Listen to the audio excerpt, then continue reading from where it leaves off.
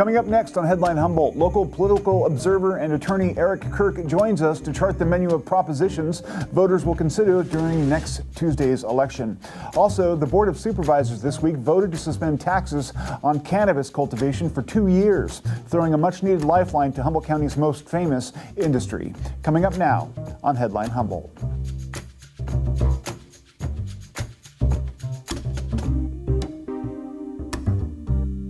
This is Headline Humboldt. I'm James Falk. Thanks for joining us.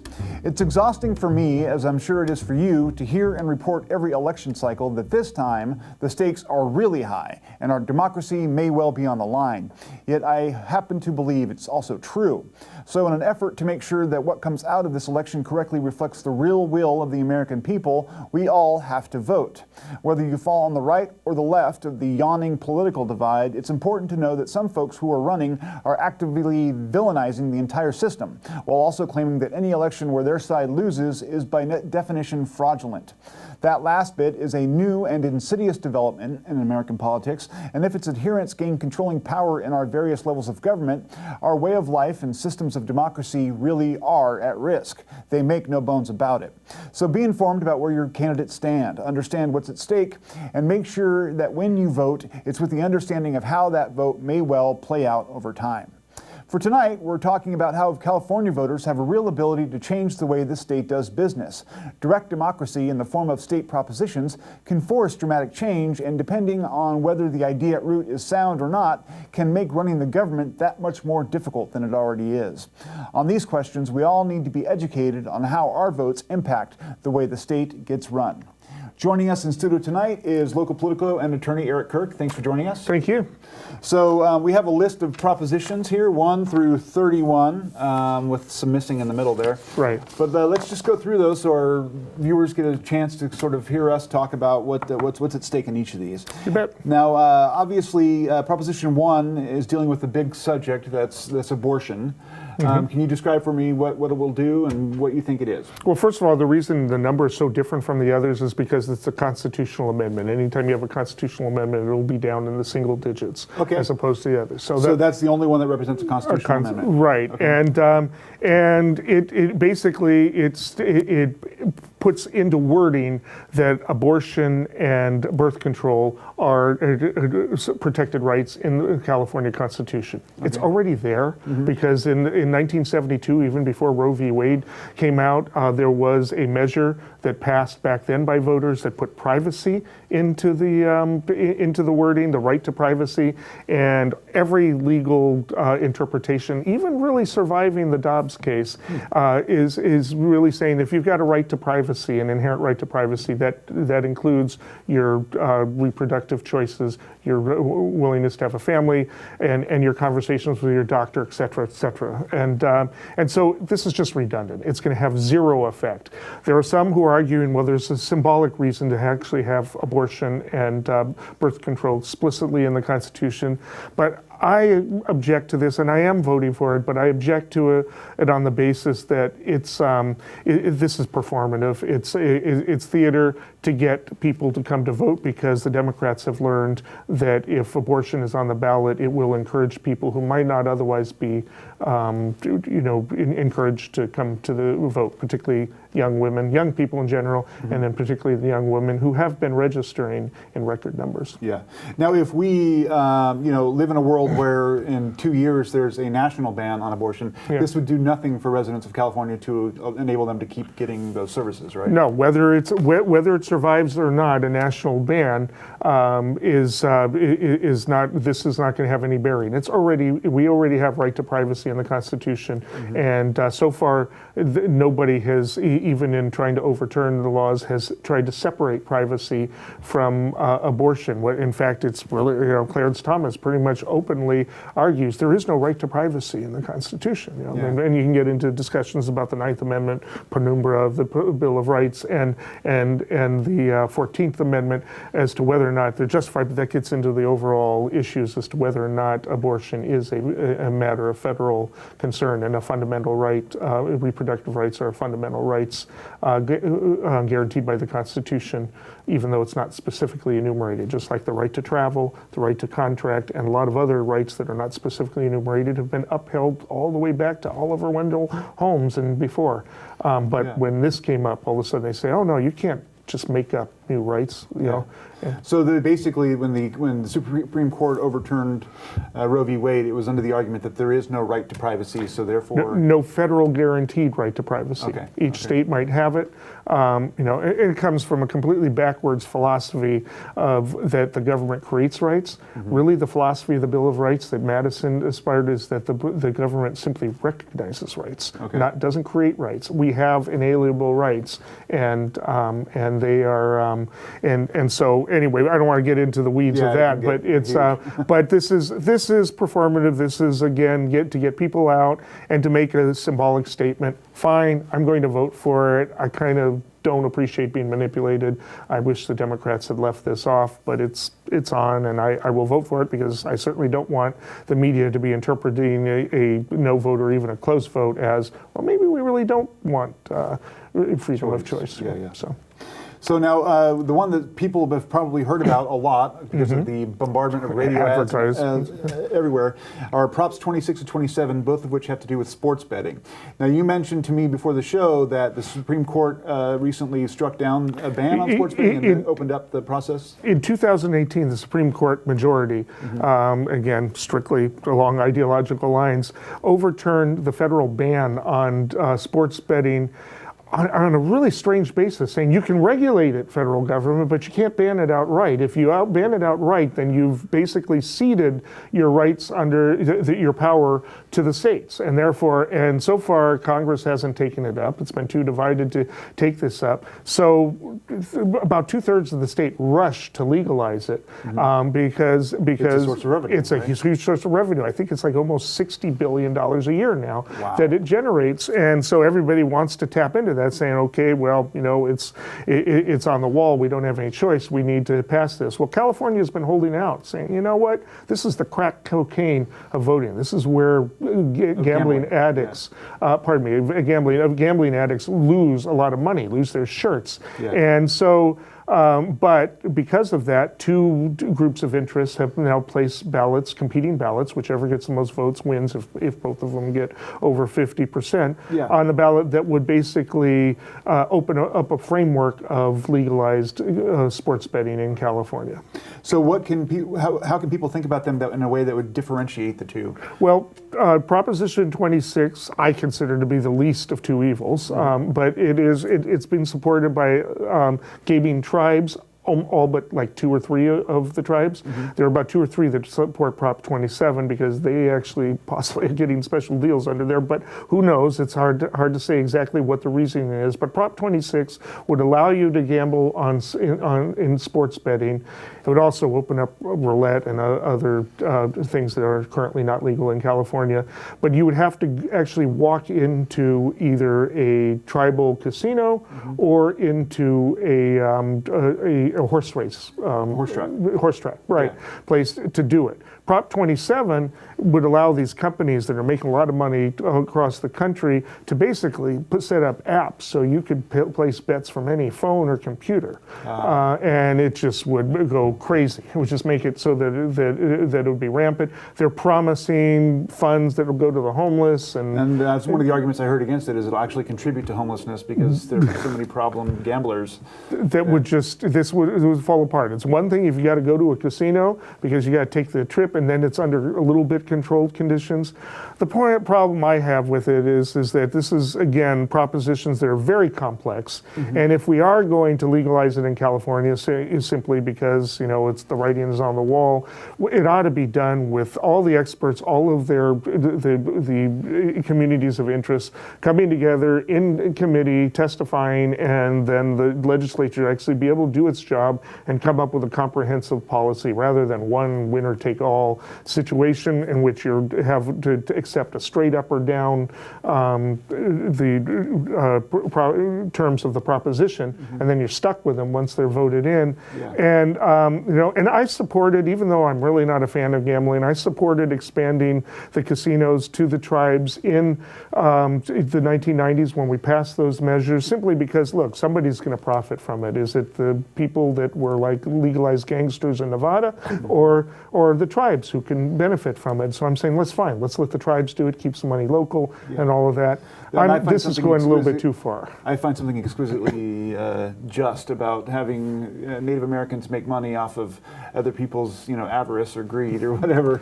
And if it's going to happen, you might as well have the money go to where it's needed. Yeah. And it has happened. It's really helped out tribes. It's just that it's, but gambling and addiction is really a bad situation for a lot of people. It ruins a lot of lives. Yeah. Absolutely. So Proposition 28. Now, from what I understand, it says that the education budget has to have at least 1% set aside for arts and music education in public schools. Yeah, it doesn't really add to the funding. It's simply, there's been a lot of complaints that everything in education in California and elsewhere has been teaching to the test. We're not learning humanities. We're not learning, how the band is closed down, art classes have closed down. Absolutely. This basically says, look, we want some money designated. It's not a huge amount, but some money designated to this. Even businesses have complained. You're turning out people that aren't really well-rounded in life. Yeah. And so this would guarantee that some money is done. That way, schools, if they're going to take advantage of that money, would have to have teachers, and most of the money would go to hiring teachers, by the way, it designates that, to teach art and music. It's pretty straightforward. It's actually fiscally neutral, except for maybe some implementation and the rest. Yeah. The argument against this that I've seen, and that some people make against the whole proposition form of democracy, is that when you tie people's hands in the legislature or the governing bodies, oftentimes there are consequences that you don't see, right. And there may be a time when some money is really needed for some other program, and because we've mandated from a distance this 1%, that we might gum up the work. That's right. It adds up after a while because you've got these mandates. You've already got the education mandate. It has to be a certain percentage of the budget. We actually see a couple propositions, including Prop 27, by the way, but also Prop 30, that may be kind of setting up a way of ending around by setting up a separate fund, and the rest, and because it's a problem, we can't raise as much money when we say it. We've decided at a certain point that education was that important, but you're right, it is a criticism. It's not that much money though, and it is going through the proper space of saying, we want these programs to happen, and so if you want to take advantage of this particular percentage of the money, you got to have some. It's like setting a minimum priority for the programs or whatever. Yeah. Okay, now another interesting one that I don't know that much about, but I know it's had several rounds that people attempting to get something like this passed. Requires a doctor, nurse practitioner, or physician's assistant to be present during treatment at an outpatient kidney dialysis clinic. It also forces that doctors who may be in the ownership of said clinics to disclose that, and also for them to release reports on any infection numbers that they may have at that clinic. What is this, and why is it so important? It's really complicated, and because there is a serious problem with the clinics that there are infections happening, and people are actually being sent to the emergency room. And the hope is that if you've got an actual certified professional on the premises, that this will happen less. Yeah. And it's an assumption, and it's probably true. What they're claiming, the opposition is claiming, is you're going to make it harder for clinics out in areas like our own to be able to come up with the money to pay for this. There's expenses that are associated with this. There's expenses. You got to hire the person. The thing is that the pro people are saying is that the profit margin for these clinics is about 15%, which is 3 times higher than hospitals. So it's like there's a little bit of give there. But then other people who are opposing are saying, yeah, but we only have so many certified personnel. We've got a shortage of them. Yeah. And if we have to designate that, it might actually be hard to get somebody to come out. We already have a hard time, for instance, getting doctors and certified nurses to Humboldt County and getting them to stay here. Yeah. That's just going to be one more that we'll need for our clinic. So it's complicated. This is, again, an issue that should be done with the legislature, but it's coming up 3 times because the legislature is not taking leadership on this. Do you know why the legislature's dropped the ball? Because it's complicated. Because there's there's a lot of pressure from all different directions. A lot of money being spent all 3 times by the people that are making money off of these things. A lot, like obscene amount of money that they're spending to kill it. And you've seen the advertisements where they've got people on saying, "I'm going to die if you pass this measure," Yeah. and it really tugs the heartstrings, and it works these times. But it's just, so that's the reason. That's why I'm inclined to vote for it, simply because I want it to at least be close, so that the legislature takes a look at it and says, "Okay, we need to do this." There's somebody in the legislature needs to take this up and say, "We need to do this so it doesn't keep coming up," because it will probably keep coming up. Yeah. Is there a risk, though, that having that extra charge on a clinic could force a closure, or is it? They claim so. Okay. They claim that, yeah, we're going to have to do it. But if you're making 15% profit and then all of a sudden you're only making 8% profit, really? I question that. Yeah. But again, that's why it should be in committee, where you've got experts testifying to the people in committee saying one way or another, and then they could sort that out, because they've got a lot of details that voters just aren't, even if we had, aren't going to look into. Yeah, absolutely.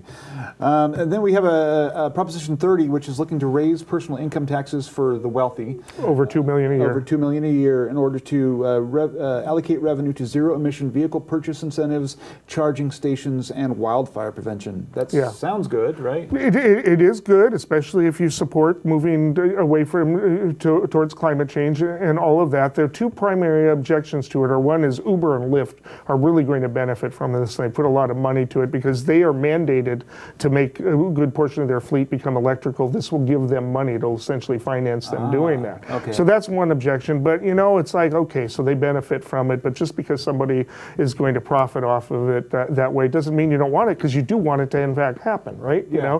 And the second objection is, as I brought up before, is it sets up a fund independent of the general fund, so therefore not subject to the minimums for education, the minimum position, and they're afraid that this is going to create a loophole, and there'll be more propositions like this. Again, that's up to the legislature. The legislature can say you can't have propositions like this, but they can do that, so they're going to have to do that. So what happens if they do that? If there's a loophole where this if the legislature doesn't take it up, then you're going to see more and more propositions like this. And can you say why that's problematic? I mean, basically because then you're going to have all these separate funds that are operating independent of the general fund, and if education isn't part of those, then education will now become less and less a percentage of the overall money that we're talking about coming from revenues. Gotcha. This is a little different too, because it's creating a totally separate revenue from a totally separate tax thing, but people are concerned about that precedent. But the legislature can address that precedent anytime. Yeah, anytime they want to. Anytime they want to. Okay. And then Proposition 31, which voters will decide whether a 2020 ban on flavored tobacco, and I think particularly they mean like candy flavored, candy, menthol, all that kind of stuff. Yeah, should take effect or should be overturned. So apparently the law was passed, and this is it's an advisory member? No, it's not advisory. If you can get enough signatures together, you can put it on the ballot to cancel certain types of legislation that passes. And I don't have time to go into all that as to how that happens. Yeah. So this did pass the legislature, and it will go into effect if you vote yes on it. It's to whether or not to confirm it. Kind of like our judges, we're confirming that it's already there. And it's 50%, right? 50%, plus yeah, one or plus one, and it, and again, this is candied flavored tobacco is something that has really led to children, particularly in some of the marginalized communities, particularly African Americans, to get hooked. And I think it's something like 80% of what young African Americans smoke, or something like that, is the flavored stuff. It's geared towards them. A lot of people don't like bans, and I can understand that. But sometimes when you've got a real serious public health issue that can be addressed by the ban, and people say, yeah, there'll be a black market, but a black market can't supply it like the real thing. Sure, people go to Nevada, or people will buy it on the street. Maybe, I don't know. That kind of seems like far-fetched. There's going to be a massive street thing. And there already is, by the way, but you got to suppress that. There already is, because it's already illegal for kids to buy this stuff, right? So they're getting somehow. So it'll just make it that much harder for the dealers, is what we want to call them, that to come up with this stuff. And it has been effective in other places. Yeah. So. Okay. And then we wanted to talk about Measure M. There's several local measures, but Most of them are peculiar to their locale and don't have too big of an effect, but Measure M is an interesting one. Voting yes on it would support requiring the city of Arcata to fly the Earth flag above all the other flags. We have about 90 seconds left. What do you real quickly, this was Dave Meserve, is his baby, and it basically is intended to recognize that we are global, citizens as well as national. And he swears up and down that it's not about being not unpatriotic, and that this is simply about putting it in order of the geography. Globe, nation, state, right? That's how it would go.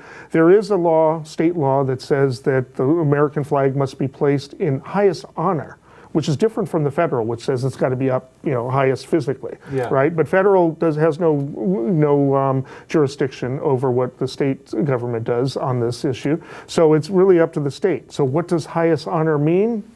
It's up to anybody. It's up to anybody. Why did they, and it's obviously different from the federal because a lot of states simply adopt the federal guideline. Yeah. But obviously California intended something different. No clue as to what that means. We may find out in court if this actually passes. Yeah. Well, thanks, Eric, for joining us. Right. If people like what they hear from you, they can catch you on Thursday Night Talk and where else? Well, they can catch me on All Things Reconsidered on K-Mud and Redwood Wonk on Access Humboldt. Redwood Wonk, I like that. That's it for the interview. We'll be back in a few short seconds after the break. Control of Congress hanging in the balance. President Biden taking on the Trump wing. Extreme MAGA Republicans full of anger, violence, hate, and division. Republicans counting on support from the former president. You're going to send J.D. Vance to the U.S. Senate. Consequential state races. Election night 2022. Tuesday evening at 5 on Keat HD.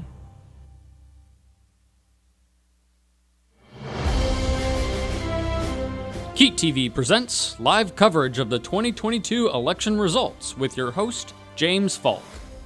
Tuesday, November 8th, right after the PBS national coverage, tune in at 8:26, 9:56, and 10:56 for all of your local election updates. We will also be streaming live on Keat TV's Facebook page. Your vote counts, and thank you for watching Keat TV. After hearing from members of the Humboldt County cannabis community and others, the Board of Supervisors this week decided to suspend an unpopular tax on cultivation for the next 2 years. Keat contributor Ryan Hutson has the story. Hearing over 24 public comments, all from people representing various parts of Humboldt's cannabis community, passionately supporting a complete elimination of the Measure S cannabis excise tax, the Humboldt County Board of Supervisors did eliminate the tax for the next 2 years. Of those available for public comment, mostly hailing from the southern Humboldt region where the bulk of cannabis permits are allocated, invested farmers showed up for public comment on Tuesday. What is the future? Is the future that we abandon the cannabis industry here, that we believe the cannabis industry here has no future? What is it that we can look forward to? And there's a few things that we wanted to say about that. First, to acknowledge that we are going to lose a number of farms because of these current market conditions. The reality is that it's not sustainable for many folks. We've provided you survey data that 65% of farms are currently selling below the cost of production. Those folks who stay in this market are going to stay here because they have low cost of inputs, because they're efficient, because they're working on their marketing and branding, and because they want to be here, first and foremost. They're not here to make a ton of money. They're not here to be extractive. They're not here for a green rush. They're here because they want to be here. And there are going to be hundreds of people who remain here because they want to be here. And as we move forward, it comes to mind that are we the only ones in the state that are going to dismiss the tax altogether? Well, some people aren't charging a tax, but are we the only ones? Well, I think if we sit here approximately 6 years ago, we can sit here and say, we're the only county in the state that imposed a tax. Nobody else had imposed a tax, but Humboldt was first. So maybe Humboldt is leading, and they led the charge, and a lot of people followed.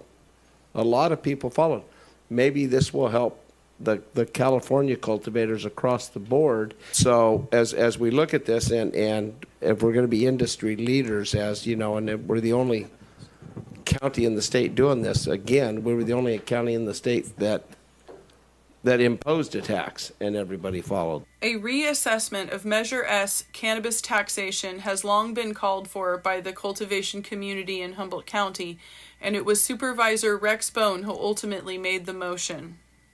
I'd like to make a motion that we'll see what they can do on the penalties and that, but from here going forward, I'd like to suspend. I've said 4 years, but it sounds like it's going to be 2 years is what the consensus is, and I'm not going to buck the trend, but we suspend the Measure S tax for 2 years.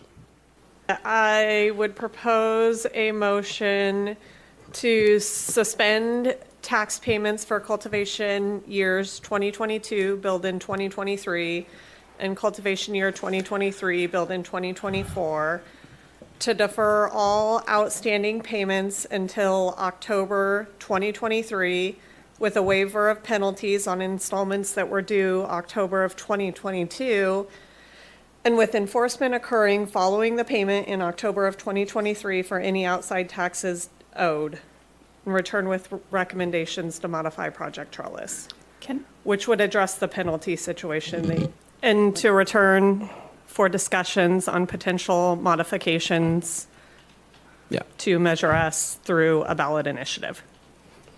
Let's see, Supervisor Bone. No, yes. Supervisor Wilson? No. Supervisor Bass? Yes.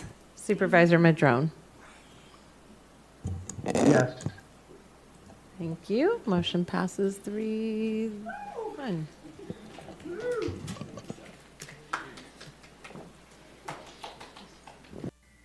The motion passed 3-1, drawing a small and powerful cheer from the crowd in attendance.